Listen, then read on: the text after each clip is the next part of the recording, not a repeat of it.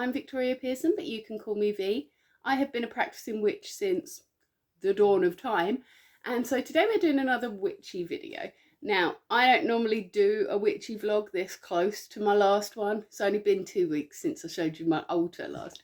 But one of you asked me about anti-anxiety spells, so we're going to talk about those today. I'm going to run through a few low to no equipment techniques that you can use to help magically enhance your calm and help reduce that anxiety. I have absolutely no doubt in my mind whatsoever that at some point we will be doing another video about anxiety from a non-magical perspective, but this is what I've been asked for, so this is what we're going to do today. Now, anxiety can take loads and loads of different forms. In fact, I know today that I am feeling anxious because I've woken up feeling really, really poorly. I feel really drained, my joints are all hurting, and I'm very, very tired. But I know that that's because I am doing something off my usual routine tomorrow. I'm driving down to the coast tomorrow. My youngest is going for his first ever residential school trip. And although I'm not consciously feeling anxious about that, because I know everything's going to be fine, my body is still anxious. And our bodies are a bit like that, to be honest with you. Back before somebody dropped some meat in a fire, discovered cooking, and accelerated the rate of growth in our frontal lobes, we had very little primate brains. And our very little primate brains could best keep us safe by jumping at shadows, basically. There's lots of predators around, we're going to be hyper aware of it. Now, in our modern lives, we don't really have that much to worry about. Nothing is really going to jump out of the bushes and eat us, but our brains haven't really caught up to that fact yet. And so we spend a lot of time looking for patterns in things. We spend a lot of time creating stories for ourselves about what might happen. And that's what anxiety is. It is a story about what might happen, what could happen, the unknown that's out there. And our subconscious tells us this story to keep us safe, to keep our brains alert and aware in case of danger. But obviously in our modern world, that's not actually entirely helpful. And when we all have such busy lives as well, it's really difficult to take that time to reduce our anxiety, because it is something that you have to consciously do from time to time. But none of us have got time for that. We've got a dinner on, we've got the washing up to do, we've got work, we've got caring responsibilities, we've got too much going on to sit there and just have 5 minutes. And so that anxiety can build up in our bodies. It can cause us health problems. It can cause us all sorts of problems with our digestive system, because your body is just like, I don't know what to do with these stress hormones. I'm going to digest them. And so even if you are not a magical person, even if you're not a pagan or a witch, or you don't believe in any of this nonsense, actually taking the time to do some of these things might be good to reduce your anxiety anyway, because it's that conscious effort of taking the time to make yourself nice and calm. Now, obviously, our anxiety comes from all different sorts of places, and so not every technique that I'm going to say in this video is going to help your specific anxiety. You've got to look at what works for the way your brain works and what specific things are making you anxious. For example, the first technique I'm going to tell you about is the suit of armor technique, and that is really, really helpful for people that are nervous in crowds or going outside. People that are quite sensitive to other people's energy, if you're very, very sensitive to people's micro expressions, or you pick up on other people's moods quite easily, being in a crowd or out and about can be very wearying on you. You can take it all on and end up all jangled up, even if you left the house feeling absolutely fine. But this one only really works if you are clearly able to visualize things in your head. Now, I discovered a little while ago that if I say to you, picture an apple, you might not be able to fully picture an apple. When I picture an apple, I can see it as clearly as a real apple. I can smell it, I can taste it, I know the texture of it. But I was speaking to my daughter a little while ago, who, by the way, is an artist who makes these fantastic art pieces, and they're really, really good. But she told me that when she is told, think of an apple, she thinks of things in isolation. Some apples are red, some apples are green, most apples have a stalk, all apples have a core, but she can't picture it until she's got it on the paper.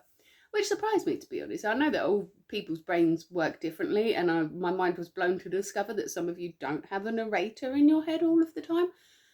But that did help me to understand why some people might struggle with this technique. If you can't visualize things clearly in your brain, then you're going to struggle with this one. So I will come back to the if you can't imagine things techniques in a little while. But if you do find it easy to imagine things, All you need to do is, before you leave the house, I want you to clearly spend some time doing it. Imagine that you're putting each item on, but build yourself a suit of armour. That suit of armour is made of a reflective metal material that will both keep you safe but also reflect energies away from you. You're going to picture that as clearly as you can in your mind. I like to do a golden suit of armour because I like the idea of my suit of armour reflecting joy back to people, reflecting love and joy and hope and happy to people, rather than just deflecting their energies back as they sent them. I would rather that I leave the world a little bit better place than it was when I wandered through it. And so I don't want to just be shooting people's bad energies back at them. I want to be taking that in and transforming it and pushing it back out again. And so if you can imagine yourself in a suit of armour that has that magical property, really picture yourself pulling the trousers of it on, pulling the boots of it on, getting your mail shirt on, putting your helmet on. Really picture that and imagine it just filling you with light that reflects all other energies out away from you. You don't have to turn them into anything. If you are new to sort of visualization, just imagine anything that comes at you is just bouncing away. And make sure you put that on before you leave your house to go off into your anxious situation, and that will probably help you a lot. So that's a completely no equipment, little tiny everyday magic spell that can help you to reduce your anxiety. Again, if you are able to visualize things, you can also visualize yourself in a really calm place. And this isn't for just before you go outside. You can do this every evening or every morning before you get up out of bed or before you go to sleep at night. And if you do that over the course of a week or so, you are going to find that you feel a lot better.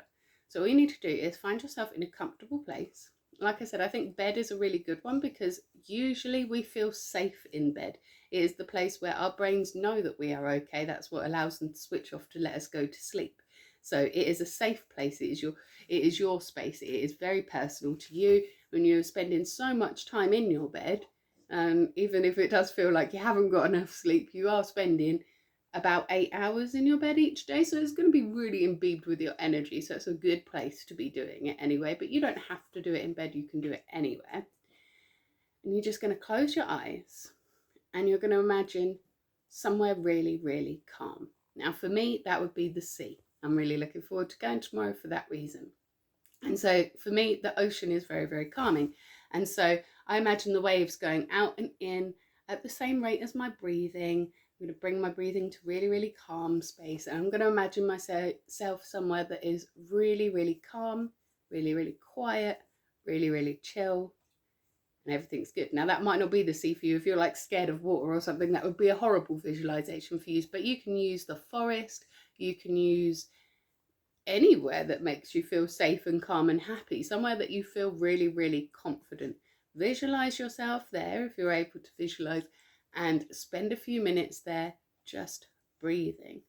Now, if you're a long-term watcher of this channel, you will know that I think taking a great big deep breath can fix just about anything. But this third technique is quite well proven. So the next thing that I'm going to talk about is box breathing. Anybody can do box breathing, okay? And it is clinically proven to help calm you down. That influx of extra oxygen will calm you down, but also the control over your own breathing pattern will help, because often when we're anxious, we're breathing either far too deeply or very, very shallowly, and we're not getting the right mix of oxygen into our bodies. It's all over the place.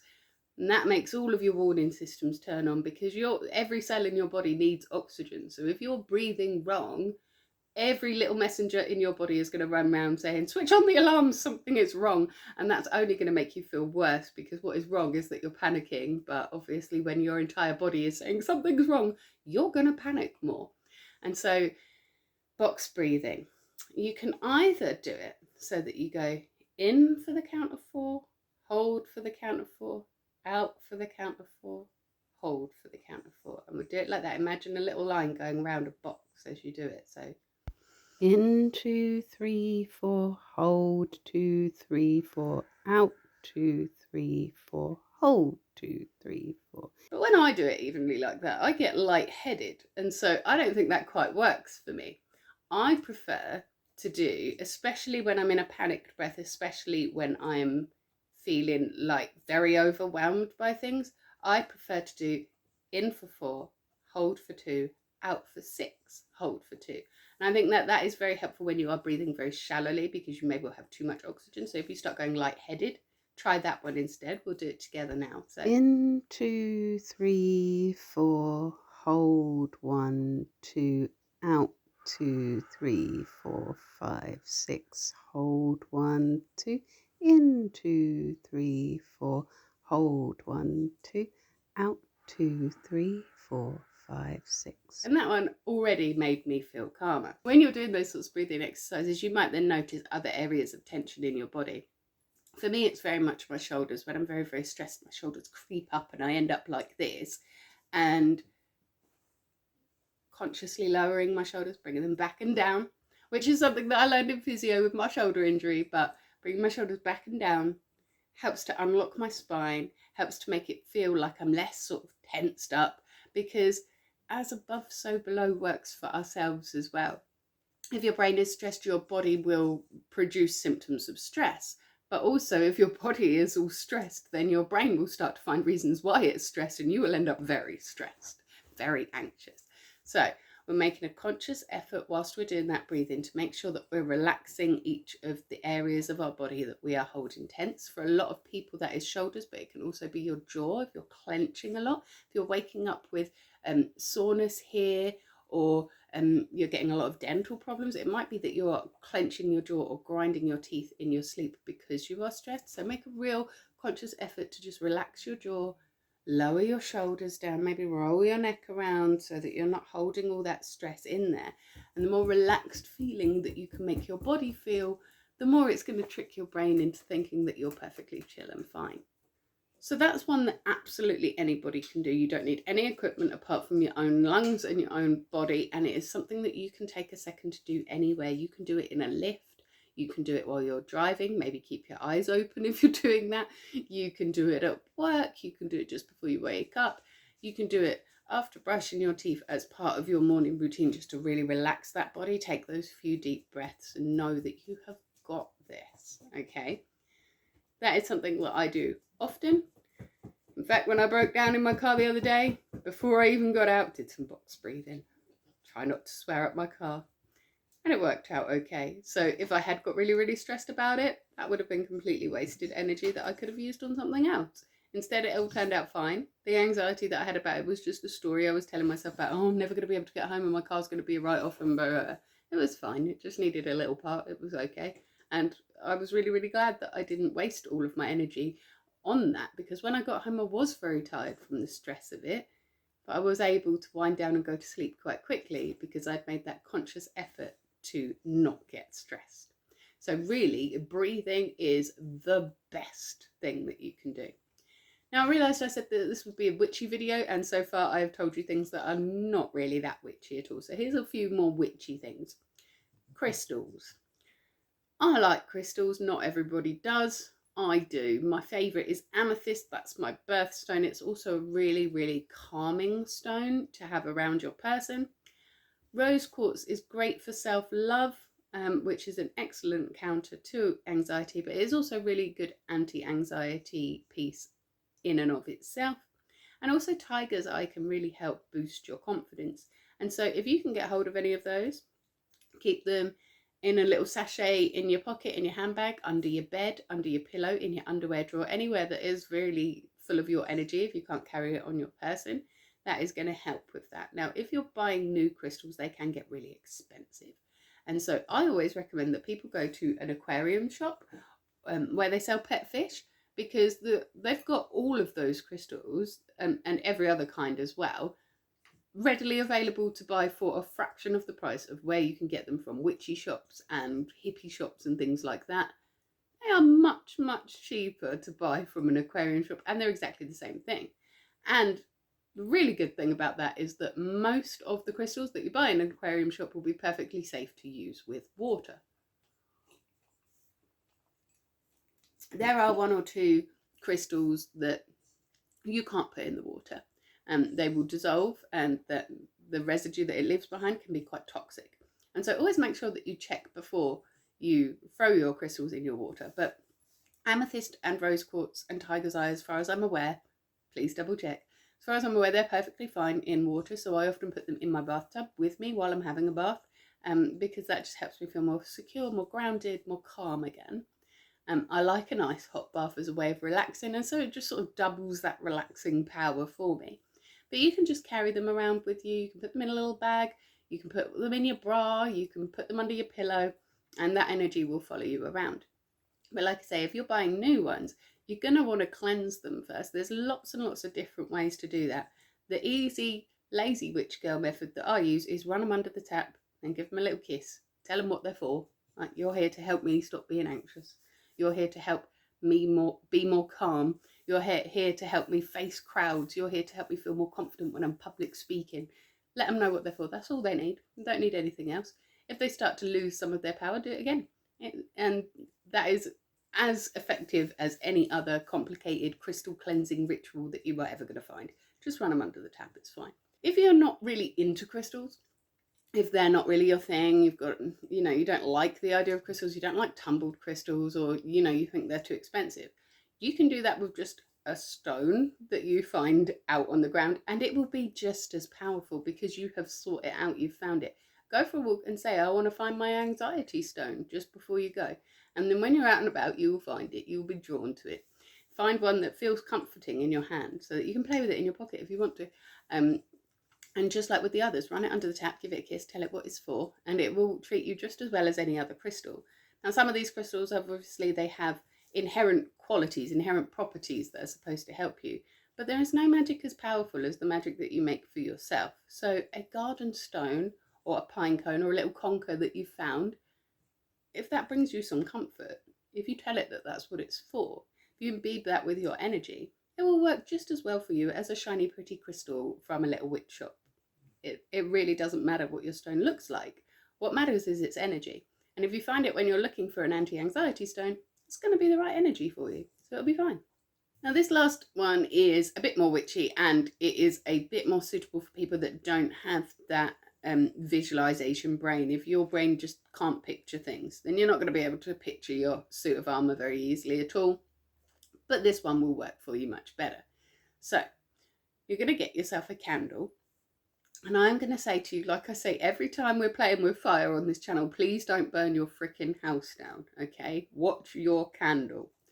As I've said to you before, if you are trying to do a quick spell and you don't have a lot of time, birthday cake candles work really, really well because they're tiny, so they don't burn for very, very long, and they come in all sorts of different colours. Now, there are several schools of thought about which colour is best associated with anti-anxiety, so once again, it really matters what matters to you. If I tell you that brown is associated with muddy thinking or purple is associated with calm, that's all very well and good. But if you don't feel that, if that's not what it means to you personally, then it isn't going to work like that. So pick the colour that you think works well. Now, as I said, brown candles can be good for, if you're visualising the muddy thinking just going away and getting some clarity. Purple is good for wisdom. Green is good for health. So if you've got health anxieties that are keeping you awake, a green one might be better, or a blue one might be better if you see that as more calming energy. I mean, even for me, red is quite an angry and passionate and loud kind of colour, but for some people they see it as very wombic and calming, and so if that's what it means to you, get a red one instead. As always, a white candle works for any other thing, and so does a black one. When I was researching to do this video, I did see somebody say that they got a white candle and rubbed mud on it to make it muddy, to symbolise those muddy thoughts. I think that's a really, really good idea. Anytime that you get creative with a thing like that, put your own stamp on it, it is going to be more powerful. So again, get yourself a candle. Now, you can anoint it with oil if you want to. I usually use vegetable oil or olive oil as a carrier oil because you don't want to just put pure essential oil on something. That would be too much. So a couple of drops of essential oil into some vegetable oil or olive oil, baby oil, cooking oil, whatever kind of oil you've got around. I maybe wouldn't recommend engine oil. And again, if you're oiling up a candle, it's going to be more flammable. Please watch that. Don't burn your freaking house down.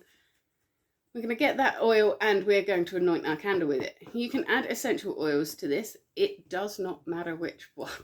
A lot of people recommend peppermint oil for it. I like the smell of peppermint oil, so I quite like that one, but lavender oil works really well. Chamomile oil works really well. If you don't have chamomile oil, but you want a chamomile sort of thing, you can use chamomile tea instead, and that's fine. Just don't add oil to it because it won't emulsify properly. It will just make a mess. And so just wash your candle out with the chamomile tea instead, or calming tea instead if you'd like to, because honestly herbal teas are a really good way to make a herbal sachet, because it's all done for you and there's no mess whatsoever, and all of the doses are right and it's just perfect. If you don't have any of that, you don't have to anoint your candle, but if you still want to, a little bit of cooking oil and a sprinkling of coriander from your cupboard, that will work just as well. Coriander is a great anti-anxiety herb. There are lots and lots of different anti-anxiety herbs. It's well worth having a look to see which one resonates best with you. If you have a look on my Pinterest, actually, you will find on my broom closet board, there are lots and lots of different oils and herbs and meanings for those there. But again, it really is about what it means to you, how it resonates with you personally. If you don't have any of those things, you do not even have to anoint your candle. It is absolutely fine to have it just naked out of the box as it comes. But we do have to tell the candle what it's for, otherwise we're just burning candles. I like to tell a candle what it's for by scratching onto it with a needle. So I might write anti-anxiety, or if I've decided that I'm trying to draw calmness towards me rather than push anxiety away, I will put endless calm, or you know something like that on it that I'm trying to draw in. So you're going to decide at the beginning whether you are trying to bring calm in or push anxiety out, whether you're doing a bonding to you spell or a banishing spell. But either way, whichever one you choose, stick with that throughout the spell, or you're just going to confuse the magic. So if you are doing a spell to bring calmness to you, don't say to the candle, you are to release my anxiety, because that's just going to confuse things. You tell it, you're coming in to bring me calm. As this candle burns down, I will feel safe, I will feel calm, I will feel composed, I'll feel confident. Whereas if you're doing it as an anti-anxiety banishing spell, then you will say things like, this candle, as this burns down, my anxiety diminishes, all of my insecurities go away, all of my fears are put aside, everything is in perspective again. And so decide what kind of language you are using. That's what you want to scratch onto your candle. And then you are just going to put your candle on a safe surface to burn candles again, because again, don't burn your freaking house down. And you're going to watch it burn away. You're not going to worry about anything else while you're doing it. You're not going to touch your phone. You are not going to worry about anything whilst you're doing it. Your whole job, your whole purpose during that time is to watch that flame until it burns out. Now, you will find a lot of thoughts bubbling up while that's happening. You will find little worries trying to crowd in and say, well, you've got a second. You're not doing anything right now, so let's get anxious about this. Ignore that. Okay, what you're going to do is just watch those thoughts go past. Don't acknowledge them. They're nothing to do with you. It's just a leaf in the wind blowing through your brain. And all you're doing is focusing on that candle. It takes practice to do that. It is a spell that you will have to repeat quite a few times before you get used to just letting your thoughts flow past like a leaf in the wind. Once you've got that technique down, you're going to be able to use it in the whole of your daily life. But doing this as a spell first is going to help you to get it kick-started and to get it off to a good start. So yeah, make sure you watch your candle, but watch it the whole time. Do your calming breathing that we talked about a little while ago, and just know that as that candle is going away, all of your worries, fears and anxieties are going with it. And as it goes, you're going to thank it for coming to be with you. And that sounds ridiculous. Thank you, anxiety, for making me an absolute mess. But it's only trying to help you. Your anxiety is telling you all these stories because it wants to keep you safe. It comes from the little primate brain, so it's rubbish at doing that, but it's trying its best, and we're going to be grateful for that. So we're going to say thank you, anxiety, for trying to keep me safe. You can go with love now. I don't need you anymore. Now, just occasionally people live in either shared accommodation or with parents or something like that, and they can't burn candles, and they ask me, what am I supposed to do if I can't burn a candle? You can also do all of that exact same stuff with an ice cube. Just pop it on a plate or in a bowl and just watch it melt away, and watch your fears and anxieties melt away with it. Again, you can't really scratch on an ice cube, but you can tell it what it's for, and you can keep telling it as it melts away. As I'm watching you disappear, so my worries disappear too. The words themselves don't actually matter. It's the meaning that matters behind it, the intention that matters behind it. So don't think that you've got to pause this video and write down exactly what I said then, because the words that come from your heart will be more powerful anyway. Last one quickly, because I've gone on far too long, is sigils. I've done a video before about how to make a sigil. I will try and remember to link it in the description. I'm a bit rubbish at remembering to do that, but I will try and remember to. It is also on my witchy stuff playlist as well. Make yourself a sigil that banishes your anxiety. So do something like, I am calm and confident, or I am free from worry, or however you want to do it. Make that sigil as simple as you possibly can, because then in your day-to-day life you can draw it with lotion on your body and then rub it in. Sigil's now absorbed into your body. You can draw it in the sole of your shoe and be walking around on it all day long, and it will work like that. You can put it inside your wallet, inside your handbag, whatever.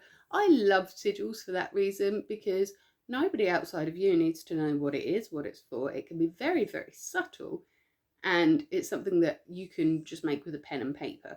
So if none of the other stuff that I've said works for you, try sigil magic. Come back to me about it. Join me again next Monday for my next vlog.